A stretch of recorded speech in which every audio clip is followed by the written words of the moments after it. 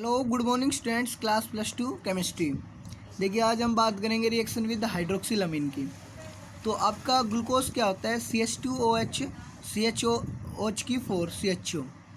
अब इसको hydroxyl NH2OH के साथ रिएक्ट करवाएंगे तो NH2OH में से क्या होगा? आपका हाइड्रोजन H2 और इसमें से ग्लूकोज में से ऑक्सीजन मिलके वाटर बाहर हो जाएगा और क्या बच जाएगा? CH2OH CHOH की 4 CH double bond NOH glucose oxygen बन जाएगा।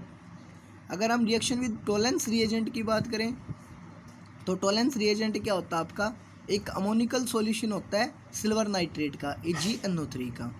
जब ग्लूकोज को हीट किया जाता है टोलेंस रिएजेंट के साथ में, आप जब किसी टेस्ट ट्यूब के अंदर क्या ले लेते हो? थोड़ा सा ग्लूकोज ले लेते हो और आप उसको क्या ले और उसमें थोड़ा सा क्या ले लेते हो? टोलेंस रिएजेंट ले लेते हो। फिर आप उस टेस्ट ट्यूब को जब हीट करते हो ना, तो आपकी जो टेस्ट ट्यूब होती है ना, उसके बॉटम में आपको क्या मिलेगी? एक शाइनिंग मिरर मिलेगा। मतलब ठीक है, एक साइन सी हो जाएगी, चमक आएगी। तो इस चमक का मतलब क्या होता है कि टोलेंस रिएजेंट का क्या होता है? रिडक्शन होता है। तो सिल्वर नाइट्रेट AgNO3 प्लस में अमोनियम हाइड्रोक्साइड NH4OH मिलाया तो AgOH बनेगा, प्लस में अमोनियम नाइट्रेट NH4NO3 बनेगा। आप इस AgOH को, जो आपका AgOH आया ना, इसको क्या करोगे? अमोनियम हाइड्रोक्साइड के साथ फिर से रिएक्शन करवाओगे तो क्या बनेगा? AgNH3 की ट्वाइस OH प्लस में 2H2O वाटर मोलिक्यूल बाहर हो जाएंगे। इसका मतलब क्या होता है? ये टोलेंस रिएजेंट होता है। ठीक है, अब इस टोलेंस रिएजेंट की रिएक्शन करवानी है आपको ग्लूकोज के साथ में। क्या होता है? CH2OH CHOH की 4 CHO प्लस में 2AgNH3 की ट्वाइस OH टोलेंस रिएजेंट होता है। ठीक है, अब आपने इसकी रिएक्शन करवाई तो क्या बनेगा? CH2OH CHOH की 4 और CHO की जगह क्या हो जाएगा? अब C डबल बॉन्ड OH।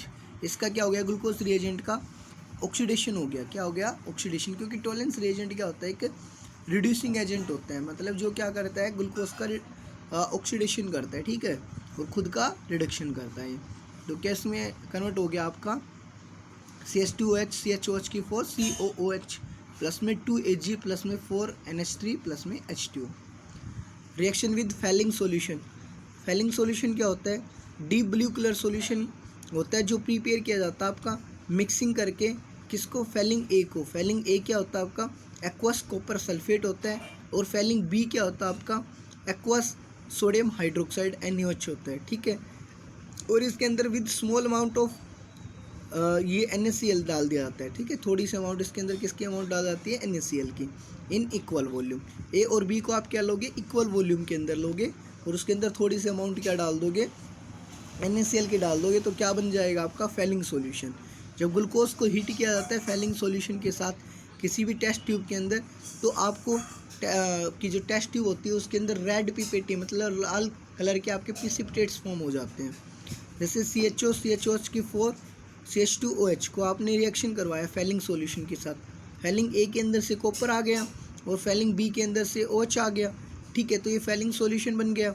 अब इसको रिएक्ट करवाओगे तो क्या हो जाएगा? COOH CHOH की 4 CH2OH। जो एल्डिहाइडिक ग्रुप था वो किस में कन्वर्ट हो गया? एसिडिक ग्रुप के अंदर, मतलब उसका क्या हो गया? ऑक्सीडेशन। ठीक है, और ये CO2 कॉपरस ऑक्साइड के क्या बन गए? रेड PPT बन जाते हैं। ठीक है, उसके बाद में क्या होता है आपका? उसके बाद में नेक्स्ट रिएक्शन आती है आपकी रिएक्शन विद फिनाइल हाइड्रोजन। किसके साथ? रिएक्शन विद फिनाइल हाइड्रोजन, जिसको क्या बोलते हैं? ओसाजोन फॉर्मेशन बोलते हैं। क्या बोलते हैं? ओसाजोन फॉर्मेशन बोलते हैं। ये आपने ग्लूकोज लिया हुआ है CHO CHOH CHOH की थ्राइस CH2OH। इसमें आपने क्या डाल दिया? Phenyl hydrogen. क्या डाल दिया? Phenyl hydrogen C6H5 NH2। ये क्या होता है आपका? Phenyl hydrogen. ठीक है, तो इसमें आपने डाला तो फिनाइल हाइड्रोजन में से H2 और CHO ग्रुप का ऑक्सीजन बाहर मिलके क्या बाहर हो जाएगा? वाटर। क्या बनेगा? CH double bond N NH C6H5 single bond CHOH CHOH की थ्राइस CH2OH। ठीक है, अब फिर से इसके अंदर क्या डालेंगे? Phenyl hydrogen. तो फिर से फिनाइल हाइड्रोजन डालेंगे तो अब की बार क्या हो जाएगा कि जो आपका ये था